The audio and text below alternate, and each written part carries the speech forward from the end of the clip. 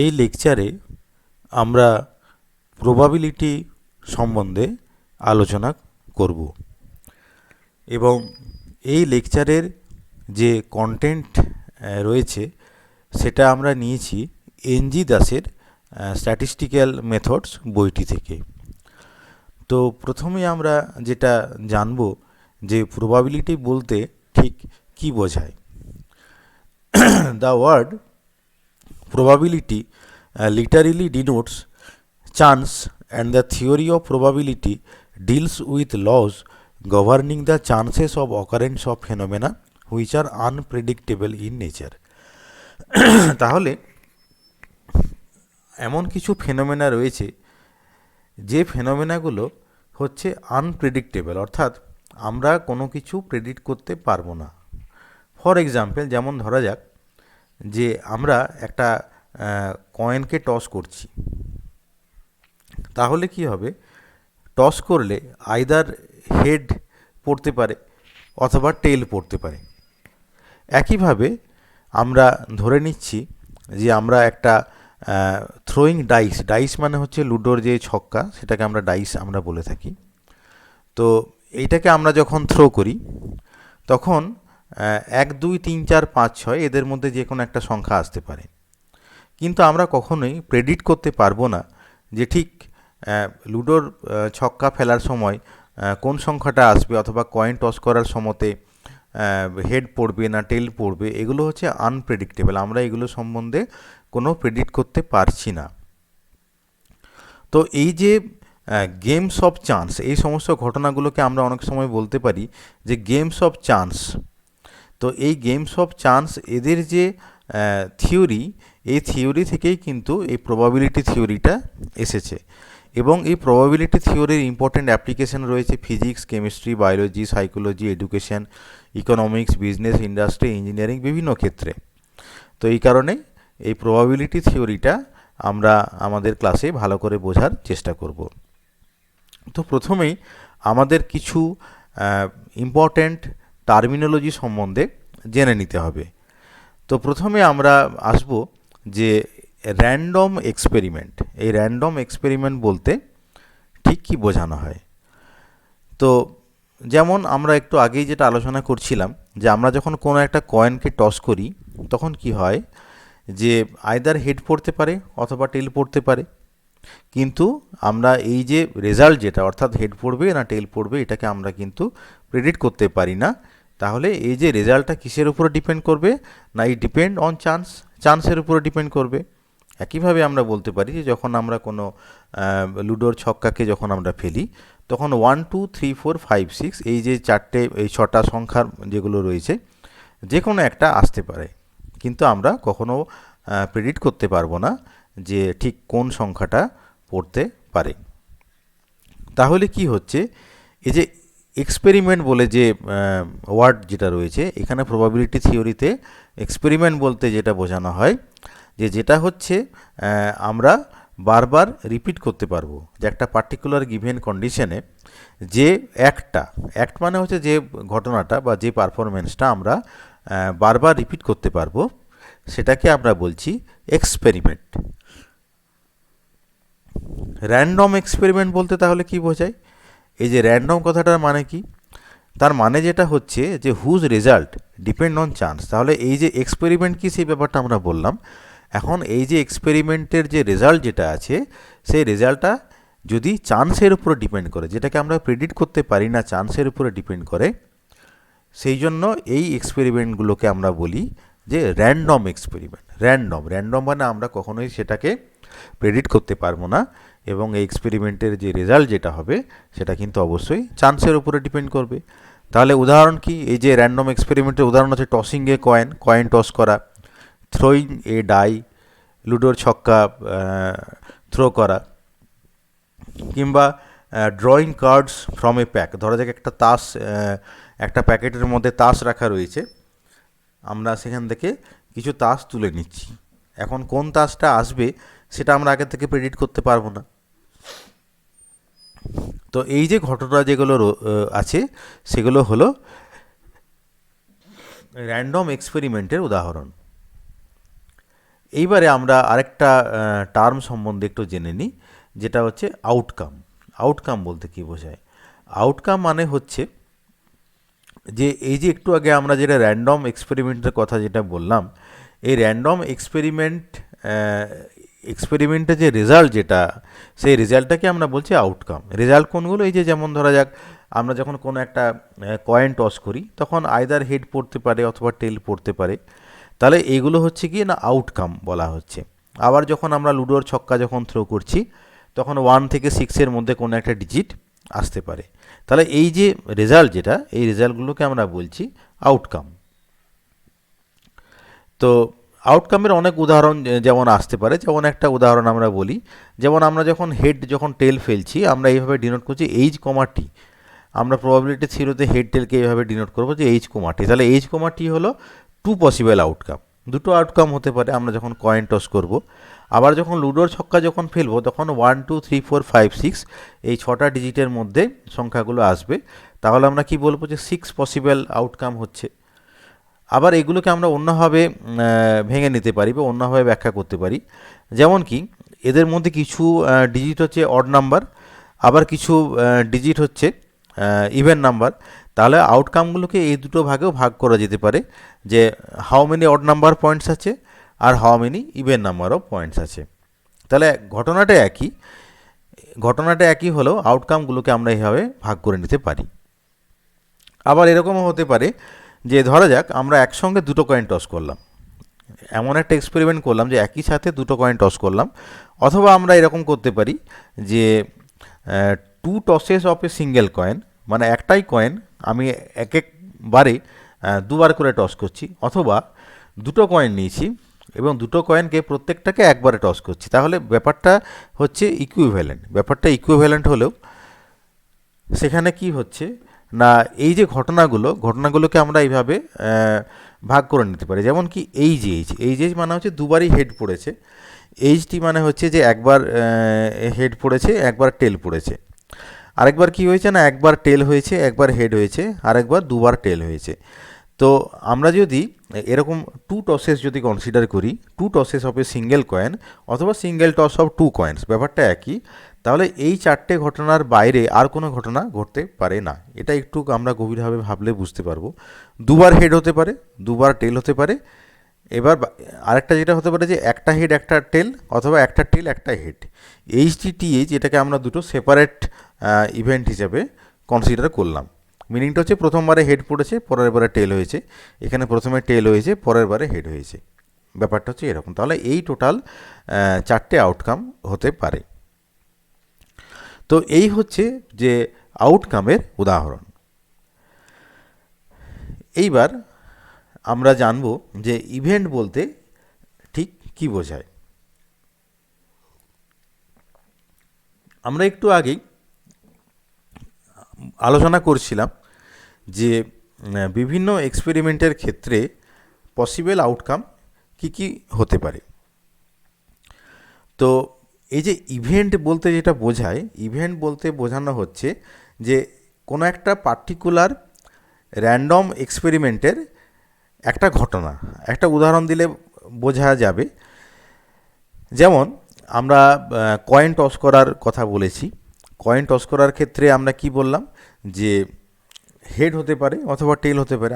আমরা যদি একটা সিঙ্গেল কয়েনকে যদি টস যদি করি, হেড হতে পারে অথবা টেল হতে পারে। তাহলে এই যে হেড আর টেল, এই দুটোকে আমরা বলছি দুটো আউটকাম। একটা হেড পড়তে পারে আর একটা টেল পড়তে পারে। এই দুটো হচ্ছে আউটকাম। কিন্তু এই দুজনে মিলে, অর্থাৎ এই দুটো আউটকাম মিলে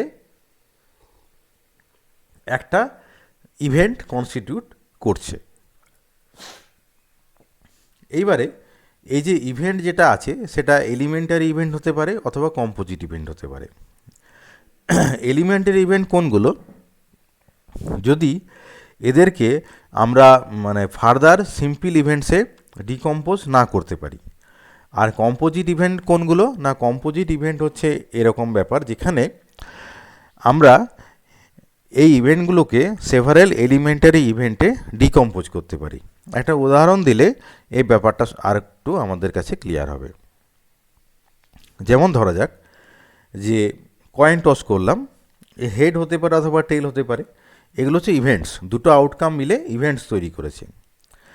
এবারে each of the event is elementary event, মানে এই যে হেড পড়েছে, এই হেড পড়েছে এটাকে আমি ফার্দার ডিকম্পোজ করতে পারি না, হেড পড়েছে মানে হেডই পড়েছে, অন্য কিছু না। আবার একইভাবে বলতে পারি যে টেল পড়েছে মানে দ্যাটস এনাফ, এটাকে ফার্দার ডিকম্পোজ করা যাবে না। দ্বিতীয় ক্ষেত্রে আমরা ধরে নিচ্ছি টু কয়েন্স আর টসড, দুটো কয়েনকে আমরা টস করলাম। The event both heads is an elementary event, অর্থাৎ এই যে ইভেন্ট যেটা আছে এটা হচ্ছে ফার্দার একে ডিকম্পোজ করা যাবে না, এটা হচ্ছে এলিমেন্টারি ইভেন্ট। তাহলে দুটো টেল এটাও এলিমেন্টারি ইভেন্ট হতে পারে। কিন্তু যদি আমি এইভাবে যদি বলি যে one head and one tail, এই যে কন্ডিশনটা, one head and one tail is a composite event. কারণ কি? তার কারণ ওয়ান হেড ওয়ান টেল এরকমভাবে হতে পারে যে আগে হেড পড়েছে পরে টেল পড়লো, অথবা আগে টেল পড়েছে পরে হেড পড়লো। তাহলে one head and one tail এই ইভেন্টটাকে আমি দুটো এলিমেন্টারি ইভেন্টে ডিকম্পোজ করতে পারলাম, এইচডি একটা হলো আর একটা হলো টিএইচ। তাহলে এই হচ্ছে কম্পোজিট ইভেন্ট এবং এলিমেন্টারি ইভেন্টের তফাৎ। ঠিক একইভাবে আমরা যখন কোনো লুডোর ছক্কাকে হয়তো থ্রো করলাম, তখন কি হবে? আমি যদি বলি যে অড নাম্বার অফ পয়েন্টস, এই যে odd number of points is a composite event, কারণ অড নাম্বার অফ পয়েন্টস কী হতে পারে? 1, 3, 5 হতে পারে। ইভেন নাম্বার অফ পয়েন্টসও সেটাও একটা কম্পোজিট ইভেন্ট হবে। তাহলে এই হচ্ছে এলিমেন্টারি ইভেন্ট এবং কম্পোজিট ইভেন্টের তফাৎ। আরও কিছু টার্মিনোলজি আমরা জেনে নিই।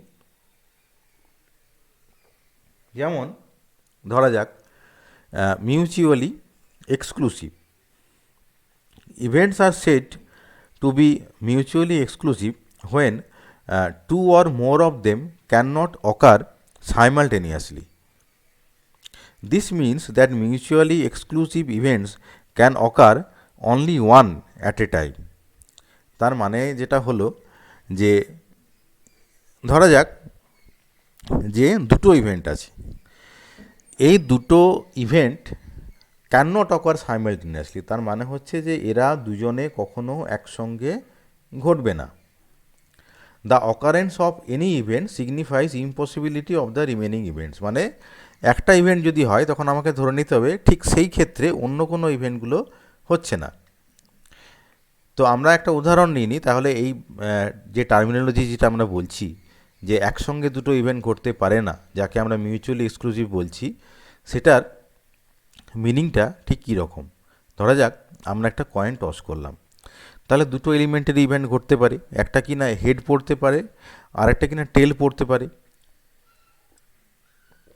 তাহলে হেড এবং টেল পড়া এরা হচ্ছে মিউচুয়ালি এক্সক্লুসিভ ইভেন্টস। কেন?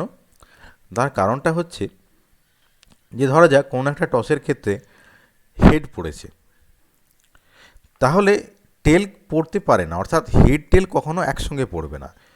কয়েন টস করলে হয় হেড পড়বে না হলে টেল পড়বে, কিন্তু কখনো একসঙ্গে হেড এবং টেল পড়তে পারে না।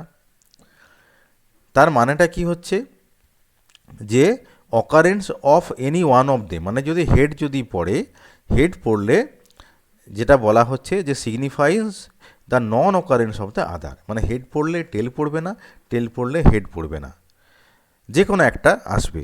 তাহলে এই ধরনের যে ইভেন্ট যেগুলো সেগুলো হচ্ছে মিউচুয়ালি এক্সক্লুসিভ ইভেন্ট।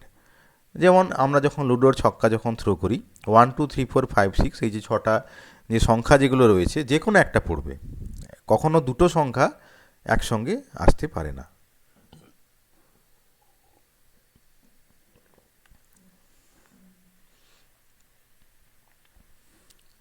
তাহলে কি হলো যে যেমন অড নাম্বার অফ পয়েন্টস, এই যে 1 থেকে 6 পর্যন্ত যে সংখ্যা যেগুলো রয়েছে আর কি, এইগুলোকে আমরা এইভাবে ভেঙে নিতে পারি। যেমন আমরা বললাম যে এ হচ্ছে একটা event, A denote the event odd number of points. আর B denote the event even number of points. This events are mutually exclusive because the results of any throw shows either an odd number or in even number. কিন্তু কখনোই এমন ঘটনা ঘটবে না যে একই সঙ্গে অডও হয়ে গেল ইভেনও হয়ে গেল, সেটা কিন্তু কখনো হতে পারে না। তাহলে এই যে ইভেন্টটাকে আমরা একটু অন্যভাবেও ভাবতে পারি, এটাও কিন্তু মিউচুয়ালি এক্সক্লুসিভ ইভেন্ট। যদি আমরা বলি যে অড নাম্বার অফ পয়েন্টস এবং ইভেন নাম্বার অফ পয়েন্টস, এগুলোও কিন্তু মিউচুয়ালি এক্সক্লুসিভ ইভেন্টসের উদাহরণ। এরকম আরও অনেক উদাহরণ হতে পারে। তো আশা করি আমরা বিষয়টা বুঝতে পেরেছি। আরেকটা ইম্পর্ট্যান্ট টার্মিনোলজি রয়েছে এক্সহাউস্টিভ। এক্সহাউস্টিভ ইভেন্ট, এক্সহাউস্টিভ ইভেন্ট বলতে ঠিক কী বোঝায় না, এক্সহাউস্টিভ ইভেন্ট বলতে যেটা বোঝায় যে several events are said to form an exhaustive set if at least one of them must necessarily occur. The complete group of all possible elementary events of a random experiment gives an exhaustive set of events.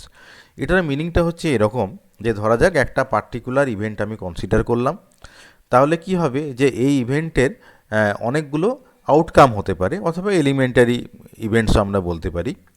তো একটা random এক্সপেরিমেন্টের ক্ষেত্রে যতগুলো event আছে সবগুলোকে আমরা consider করলাম এবং এই সবগুলো মিলে কি করবে না একটা গ্রুপ তৈরি করবে, এবং এই যে গ্রুপ অফ ইভেন্টসকে আমরা বলছি যে এক্সহাউস্টিভ ইভেন্টস।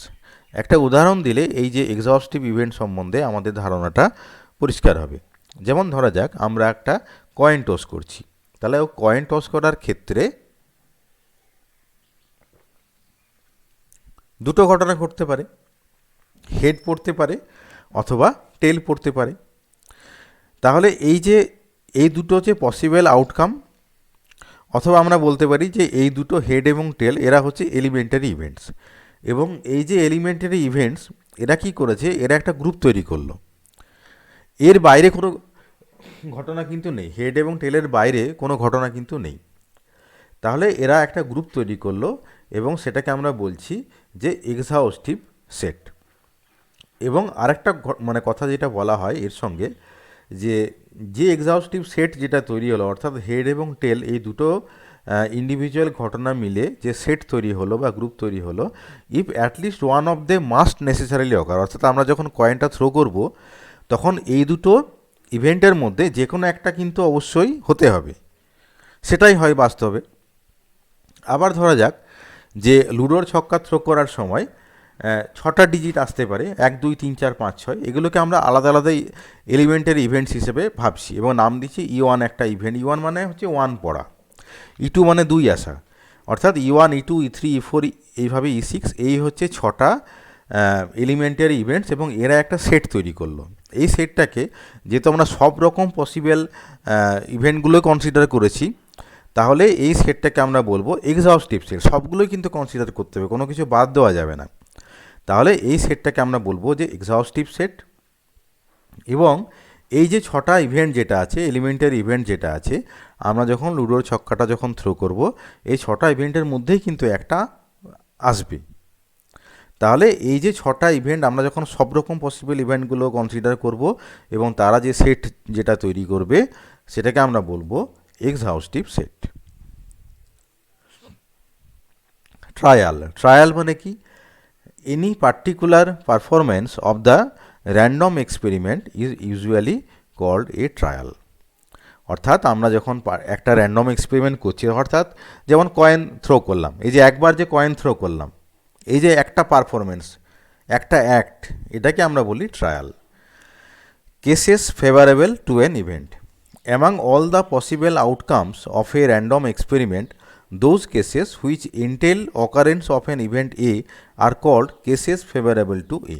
এটা একটা উদাহরণ দিই, তাহলে এই যে টার্মিনোলজি সম্বন্ধে আমরা ভালো করে জানতে পারবো যে কখন আমরা এই টার্মটা ইউজ করি, যে cases favourable to an event. ধরা যাক আমরা একটা লুডোর ছক্কা থ্রো করেছি, তাহলে 6 পসিবল আউটকাম আসে, 1 2 3 4 5 6, 6 পসিবল আউটকাম আসে। এইবার 1 3 5 এই যে তিনটে সংখ্যা, এটা হচ্ছে অড নাম্বার অফ পয়েন্টস। আবার এই যে 2, 4, 6, এই যে তিনটে কেস যেটা আছে, এগুলো হচ্ছে ইভেন নাম্বার অফ পয়েন্টস। এইবারে আমরা এই টার্মটা যে cases favourable to an event, এটাকে আমরা এইভাবে ব্যবহার করি যে 3 কেসেস অর্থাৎ 1, 3, 5 আর favourable to the event odd number of points. এই যে এখানে বলা ছিল যে cases favourable to an event, তাহলে এই যে তিনটে সংখ্যা যেটা আছে বা তিনটে কেস যেটা রয়েছে 1, 3, 5 আর favourable to the event odd number of points. একইভাবে আমরা বলবো যে 3 কেসেস 2, 4, 6 আর favourable to an event even number of points. এইবারে ধরা যাক যে আমরা দুটো কয়েন টস করেছি। এটা আমরা আগেই আলোচনা করলাম যে 4টে পসিবল আউটকাম হবে, দুটো হেড, একটা হেড একটা টেল, একটা টেল একটা হেড, দুটো টেল। তাহলে আমরা বলতে পারি যে 3 cases favourable to the event at least one head. কেন? কারণ আমি যদি এই তিনটে কেস যদি ধরি, এইচ, এইচটি এবং টিএইচ, এদের মধ্যে কি আছে যে অ্যাট লিস্ট ওয়ান হেড, অর্থাৎ অ্যাটলিস্ট একটা এইচ থাকবে, এরকম তিনটে কেস পাওয়া যাবে, একটা, দুটো, তিনটে। তাহলে 3 cases R favourable to the event at least one head.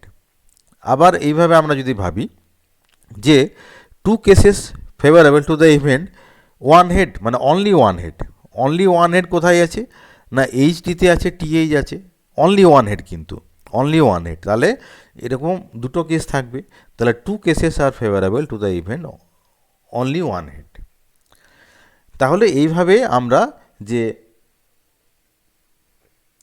Cases favourable to an event, এই টার্মিনোলজিটাকে ব্যবহার করে থাকি। এরকম আরও অনেক উদাহরণ আছে। আরেকটা গুরুত্বপূর্ণ টার্ম যেটা আমরা অনেক জায়গাতে পাবো, সেটা হচ্ছে ইকুয়ালি লাইকলি। ইকুয়ালি লাইকলি মানে কি? না, the outcomes of a random experiment are said to be equally likely if after taking into consideration all relevant evidence none of them can be expected in preference to another।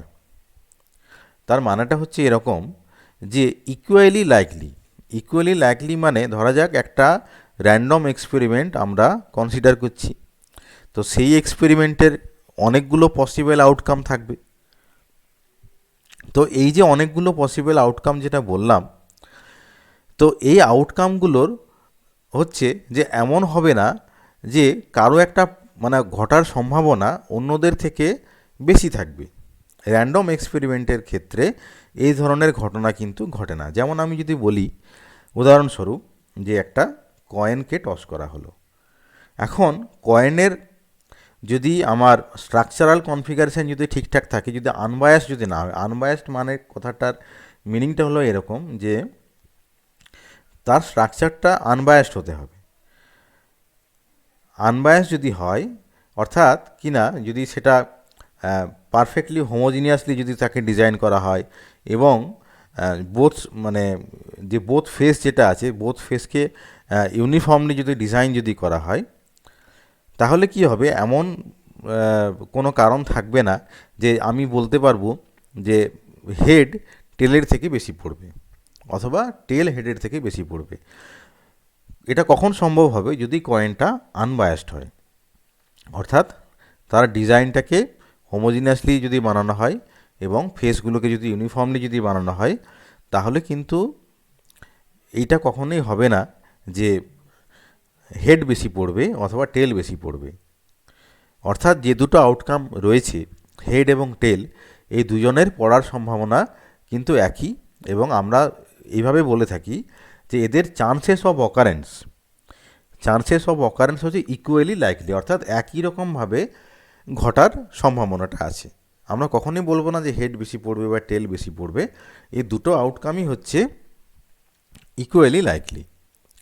তেমনি আমি যদি একইভাবে যদি বলতে পারি যে লুডোর ছক্কা, এবং এক্ষেত্রেও আমাদেরকে এই টার্মটাকে ব্যবহার করতে হবে যে আনবায়াসড, মানে ডিজাইনটাকে এমনভাবে হতে হবে যে এটাকে একটা পারফেক্ট জিওমেট্রিক্যাল কিউব হতে হবে, যে মেটেরিয়ালটা যেটা বানানো হবে সেটাকেও কিন্তু যাতে হোমোজিনিয়াস, যাতে সব জায়গায় ডেনসিটিটা একই থাকে, এগুলো কিন্তু খেয়াল রাখতে হবে। তাহলে আমরা কিন্তু যখন থ্রো করব, আমরা বলতে পারবো না যে কোনো একটা পার্টিকুলার ফেস, ধরা যাক সিক্স আসার সম্ভাবনাটা বেশি থাকবে অন্যদের থেকে, এটা কিন্তু কখনো হবে না। তাহলে কি হচ্ছে, এই যে 6 পসিবল আউটকাম যেটা আছে 1 থেকে 6 পর্যন্ত, তাদের সবকটার পড়ার সম্ভাবনা একই, অর্থাৎ এই যে 6 আউটকামস যেটা আছে দে আর কনসিডার্ড ইকুয়ালি লাইকলি। এটা হচ্ছে ইকুয়ালি লাইকলির কনসেপ্ট, এবং এটা কিন্তু খুব ইম্পর্টেন্ট কনসেপ্ট। এইবারে আমরা প্রবাবিলিটির ক্ষেত্রে ব্যবহার করা হয় এমন কিছু টেকনিক্স অফ কাউন্টিং, অর্থাৎ কিছু কিছু ম্যাথমেটিক্যাল রুলস রয়েছে, সেই রুলসগুলো একটু জেনে নেব, যেগুলো আমরা প্রবাবিলিটির যখন আমরা নিউমেরিক্যাল এক্সাম্পল যখন আমরা করব তখন আমরা ফ্রিকোয়েন্টলি ইউজ করব। যেমন ধরা যাক একটা if several processes can be performed in the following manner, যেমন ফার্স্ট প্রসেস যেটা আছে সেটাকে পি ওয়েজে করা যেতে পারে, অর্থাৎ পি রকমভাবে করা যেতে পারে। সেকেন্ড প্রসেসটাকে কিউ রকমভাবে করা যেতে পারে।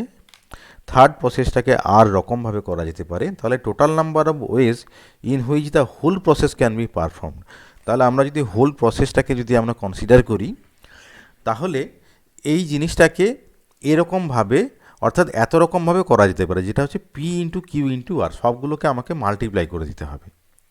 এইটা হচ্ছে একটা স্ট্যান্ডার্ড ম্যাথমেটিক্যাল রুল। আবার ধরা যাক পারমুটেশন। এই পারমুটেশনের কনসেপ্ট সম্বন্ধে আমরা অলরেডি হায়ার সেকেন্ডারি ক্লাসে আমরা জেনে এসেছি। ব্যাপারটা কি না, the total number of ways of arranging n distinct objects taken r at a time is given by nPr. এটা হচ্ছে পারমুটেশনের ফর্মুলা, এটাও অনেক ক্ষেত্রে ব্যবহার করা হয়। আর একটা হচ্ছে ইম্পর্টেন্ট কনসেপ্ট, যেটা হচ্ছে অ্যারেঞ্জমেন্ট ইন এ লাইন। ধরা যাক আমার কাছে এন ডিস্টিংক্ট অবজেক্ট আছে, total number of ways in which n distinct objects can be arranged among themselves. এই রুলটা অনেক জায়গায় ব্যবহার করা হয়, যে এন ডিস্টিংক্ট অবজেক্ট আছে, তাহলে এন ডিস্টিংক্ট অবজেক্টকে একটা লাইনে নিজেদের মধ্যে কিভাবে সাজানো যেতে পারে, এটা হচ্ছে এন ফ্যাক্টোরিয়াল। এন ফ্যাক্টোরিয়ালভাবে তাদেরকে সাজানো যেতে পারে। এখানে একটা কথা ইউজ করা হয়েছে যে ইন এ সার্কেল, তারপরে এক কমিয়ে দেওয়া হয়েছে। এটার মানেটা হচ্ছে এরকম, যদি সার্কুলার ওরিয়েন্টেশনে যদি সাজানো হয়, অর্থাৎ যে অবজেক্ট থেকে শুরু হবে সেখানে যেহেতু শেষ হবে, ওই জন্য এক কমে যায়, অর্থাৎ n-1 ফ্যাক্টোরিয়াল, এই রুলটা ব্যবহার করা হয়। এবারে হচ্ছে যে পারমুটেশন উইথ রিপিটেশন। এটার মিনিংটা হচ্ছে এরকম, যে আমরা একটু আগে জানলাম যে ধরা যাক এন ডিস্টিংক্ট অবজেক্ট আছে, এই ডিস্টিংক্ট অবজেক্টকে নিজেদের মধ্যে এন ফ্যাক্টোরিয়াল উপায়ে সাজানো যেতে পারে। কিন্তু এমন ঘটনা যদি হয় যে এই এন অবজেক্টের মধ্যে এরকম যদি হয় যে পি অবজেক্ট হচ্ছে অ্যালাইক, মানে একই রকম দেখতে, কিউ অবজেক্টগুলো আবার একই রকম দেখতে, আর অবজেক্টগুলো হচ্ছে একই রকম দেখতে, এবং এই পি কিউ আর এরকম এদেরকে সবাইকে যোগ করলে কিন্তু এন পাওয়া যাবে, অর্থাৎ N total number of object N আছে। ধরা যাক এন সংখ্যক বল আছে, এর মধ্যে পি সংখ্যক হলো রেড বল, কিউ সংখ্যক হলো হোয়াইট বল, আর সংখ্যক হলো ব্ল্যাক বল। ব্যাপারটা ঠিক এরকম। তাহলে তাদের মানে নিজেদের মধ্যে যখন আমরা অ্যারেঞ্জ করব, তখন কত রকমভাবে অ্যারেঞ্জ করা যেতে পারে না, n factorial divided by p factorial q factorial r factorial, অর্থাৎ যতগুলো জিনিস একই রকমের দেখতে সেগুলোকে নিচে এইভাবে ডিভাইড করে দিতে হবে। এই রুলটাও কিন্তু স্ট্যাটিস্টিক্যাল মেথডস বা স্ট্যাটিস্টিক্যাল মেকানিক্স অনেক জায়গায় এর অ্যাপ্লিকেশন রয়েছে। কম্বিনেশন সম্বন্ধে আমরা আবার পড়ে এসেছি হায়ার সেকেন্ডারিতে, যে the total number of possible groups অথবা combination that can be formed by taking r objects out of n distinct objects, অর্থাৎ আমি যদি এন ডিস্টিংক্ট অবজেক্ট থেকে আর অবজেক্ট নিয়ে কত রকম পসিবল গ্রুপ তৈরি করতে পারি, সেটাকে কম্বিনেশন ফর্মুলা বলা হয়, এনসিআর। ফর্মুলাটা হচ্ছে n factorial divided by r factorial n minus r factorial. এটা হচ্ছে কম্বিনেশনের ফর্মুলা। আরেকটা ফর্মুলা ইউজ হয়, যেমন চুজিং বলস ফ্রম এন আর্ন। আর্ন মানে হচ্ছে একটা বাক্স বা পাত্র। The total number of ways of choosing small a white balls and small b black balls from an urn containing a white and b black balls, অর্থাৎ ধরে নিলাম যে একটা বাক্স রয়েছে যেখানে ক্যাপিটাল এ সংখ্যক হোয়াইট বল আছে, ক্যাপিটাল বি সংখ্যক ব্ল্যাক বল আছে। আমরা কি করছি না, স্মল এ সংখ্যক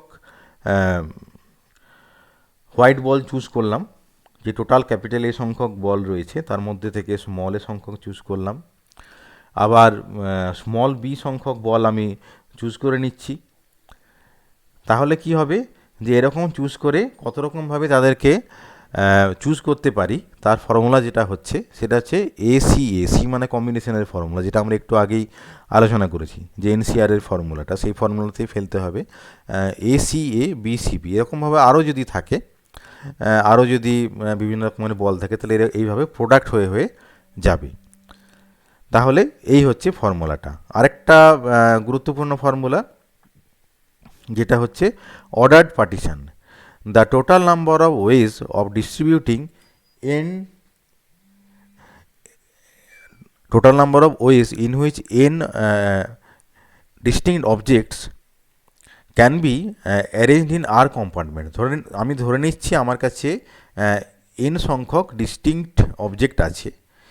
এইবার আমি কি করলাম না 1 2 3 4 এইভাবে আর সংখ্যক পার্টিশন আমি তৈরি করলাম। অর্থাৎ আমার কাছে আর সংখ্যক কম্পার্টমেন্টস আছে। তাহলে এন অবজেক্টকে আর সংখ্যক কম্পার্টমেন্টে আমি কত রকমভাবে সাজাতে পারি, r⁴n। আরেকটা জিনিস আমাকে জেনে নিতে হবে, যে the number of ways in which n objects can be distributed so that the compartments contain respectively n1 n2 এইভাবে nr object is n factorial divided by n1 factorial n2 factorial এইভাবে nr factorial. এই হচ্ছে রুলটা। তাহলে দুটো জিনিস জেনে নিলাম, যে এন অবজেক্টকে আমাকে আর কম্পার্টমেন্টে রাখতে হবে, কত রকমভাবে ডিস্ট্রিবিউট করতে পারি, r⁴n। এবারে এন অবজেক্ট আছে, আর সংখ্যক আমার কম্পার্টমেন্ট রয়েছে, এবং আমি এই যে প্রত্যেকটা কম্পার্টমেন্টের মধ্যে এইভাবে ডিস্ট্রিবিউট করছি, যে প্রথম কম্পার্টমেন্টে n1 থাকবে, তারপরেরটাতে n2 থাকবে, n3 এইভাবে nr পর্যন্ত, সবগুলোর যোগফল কিন্তু n হবে।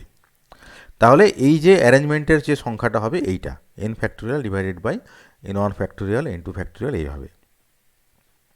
তাহলে মোটামুটি এইগুলো হচ্ছে যেটা স্ট্যান্ডার্ড রুল।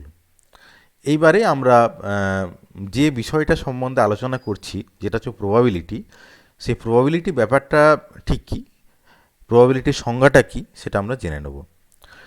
প্রবাবিলিটির যে mathematical formula, that is equal two m/n। এবারে এম কি আর এন কি একটু জেনে নিই। এম মানে হচ্ছে number of outcomes favourable to the event.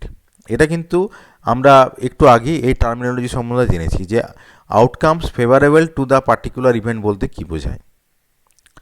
R small n মানে কি, স্মল এন মানে হচ্ছে total number of mutually exclusive exhaustive and equally likely outcomes of the random experiment. তার মানে আমি একটা র্যান্ডম এক্সপেরিমেন্ট কনসিডার করলাম, এবং টোটাল পসিবল ইভেন্ট কত সেটা আমরা দেখে নিলাম। কিন্তু টোটাল পসিবল ইভেন্টগুলো এরকম হবে যে মিউচুয়ালি এক্সক্লুসিভ হবে এবং এক্সহাউস্টিভ হবে। এক্সহাউস্টিভ কথাটার মিনিংটা আমি অলরেডি আগে আলোচনা করেছি। এক্সহাউস্টিভ মানে আমাকে সব কেসগুলোই কিন্তু দেখতে হবে, অ্যান্ড ইকুয়ালি লাইকলি, যাতে ইভেন্টগুলো ইকুয়ালি লাইকলি যাতে হয়, এই ব্যাপারটাকে খেয়াল রাখতে হবে। তাহলে কি হলো, যে number of outcomes favourable to the event divided by total number of mutually exclusive exhaustive and equally likely outcomes of the random experiment. এই যে ম্যাথমেটিক্যাল ফর্মুলা, এটাই হচ্ছে প্রবাবিলিটি। অর্থাৎ পিএ, আমি যদি একটা ফেভারেবল টু দ্য ইভেন্ট, এটাকে PA, অর্থাৎ এ হচ্ছে একটা পার্টিকুলার ইভেন্ট, সেজন্য ব্র্যাকেট এটা লিখেছি, PA is equal two small m/n। তাহলে এটা হচ্ছে প্রবাবিলিটির সংজ্ঞা। তো প্রবাবিলিটি বের করতে গেলে স্টেপগুলো কী কী না, আগে আমাকে দেখতে হবে যে enumerate all the possible outcomes of the experiment. যে এক্সপেরিমেন্টটা আমি কনসিডার করছি তার যতগুলো আউটকাম, সবগুলো আউটকাম আমাকে দেখতে হবে, এবং এই যে আউটকামগুলো যাতে করে মিউচুয়ালি এক্সক্লুসিভ হয়, এক্সহাউস্টিভ হয় অ্যান্ড ইকুয়ালি লাইকলি হয়, এটা কিন্তু আমাদেরকে দেখে নিতে হবে। তাহলে count the number of such outcomes, অর্থাৎ কতগুলো ইভেন্ট হতে পারে আমরা আগে কাউন্ট করে নিলাম, সেটা হচ্ছে স্মল এন। এবারে কি করতে হবে, যে check how many of this cases R favourable to the event for which the probability is desired. অর্থাৎ আমি যে কেসের প্রবাবিলিটিটা বার করতে যাচ্ছি, সেই কেসটা হওয়ার সম্ভাবনাটা কতটা, অর্থাৎ the number of cases favourable to a particular event. তো ধরে নিচ্ছি এটা হচ্ছে স্মল এম। তাহলে এম বাই যদি এন করি, ডিভাইড এম বাই এন যদি করি, তাহলে আমি প্রবাবিলিটির ভ্যালুটা পাবো। এবং এই প্রবাবিলিটির ভ্যালুটা সবসময় 0 থেকে 1-এর মধ্যে হয়। P greater than equal to 0, less than equal to 1। The minimum value of p, that is 0, is attained when none of the outcomes is favorable to the event, that is m is equal to 0. The event is said then said to be impossible, সেটা হতে পারে না। আর maximum ভ্যালুটা 1 হতে পারে। তার মানে যে when the all possible outcomes are favorable to the event, that is m is equal to n, the event is then said to be certain, অর্থাৎ তখন আমরা বলতে পারবো যে সেই ইভেন্ট হচ্ছে সার্টেন ইভেন্ট, প্রবাবিলিটি 1, মানে সেটাই হবে। তো এই হচ্ছে প্রবাবিলিটির ডেফিনেশন। একটা উদাহরণ দিলে বোঝা যাবে, যেমন কি what is the probability of obtaining head in a single toss of an unbiased coin. তাহলে when a coin is toss, যখন আমরা একটা কয়েন টস করছি কতগুলো পসিবল আউটকামস হয়? দুটো পসিবল আউটকাম হয়, একটা হেড হতে পারে অথবা টেল হতে পারে। এবং এই যে হেড টেল যেটা পড়লো, this two outcomes are mutually exclusive. আমি আগেই বলেছি যে এটা হচ্ছে মিউচুয়ালি এক্সক্লুসিভের উদাহরণ। এবং এই দুটো আউটকাম মিলে একটা এক্সহাউস্টিভ সেট তৈরি করবে। এক্সহাউস্টিভ সেট মানে এই দুটো ইভেন্টের বাইরে আর কোনো ইভেন্ট হবে না। তাহলে দুটো আউটকাম হলো। মোর over since a coin is unbiased, যেহেতু কয়েনটা আনবায়াসড, অর্থাৎ স্ট্রাকচারালি আমরা এমনভাবে ডিজাইন করেছি যে যাতে করে সেটা হচ্ছে আনবায়াসড, তাহলে এই যে আউটকামসগুলো মিউচুয়ালি এক্সক্লুসিভ হবে এবং ইকুয়ালি লাইকলি হবে। অর্থাৎ মানে হেড বা টেল পড়ার সম্ভাবনাটা একই, ইকুয়ালি লাইকলি। তাহলে আমার কি হলো যে টোটাল নাম্বার অফ আউটকামস কত হলো? 2, অর্থাৎ স্মল এন সমান হচ্ছে 2। এইবারে যেটা হলো যে দুটো আউটকামের মধ্যে only one case is favourable to the event head. দুটো আউটকাম হেড আর টেল, তাহলে cases favourable to the event head কত না 1, কারণ হেড একটা টেল একটা। তার মানে one case is favourable to the head. হেডের কেস কটা হতে পারে? একটাই হতে পারে, কারণ দুটোই ইভেন্ট হেড আর টেল। যেহেতু হেডের কেস একটা, তাহলে এম হচ্ছে 1। হেডের কেস তো দুটো এখানে নয়, যেহেতু হেড হচ্ছে একটা ইভেন্ট, সেই জন্য 1 আমরা বলছি। তাহলে কি হলো যে এম এর মান হচ্ছে 1, এন এর মান হচ্ছে 2, তাহলে প্রবাবিলিটি অফ অবটেনিং হেড হচ্ছে m by n is equal to 1/2। এটাই হচ্ছে হেডের ক্ষেত্রে প্রবাবিলিটির মান। তাহলে আমরা আশা করছি আমরা প্রবাবিলিটির বেসিক থিওরিটা সম্বন্ধে আমরা আইডিয়া পেয়েছি। এরপরে আমরা পরের লেকচারে কিছু উদাহরণ দেব, যাতে করে আমাদের এই প্রবাবিলিটি এস্টিমেশনের যে নিউমেরিক্যাল প্রবলেম যেগুলো আছে সেগুলো সম্বন্ধে আমাদের একটা পরিষ্কার ধারণা তৈরি হয়। এই লেকচারটা এখানেই শেষ হলো।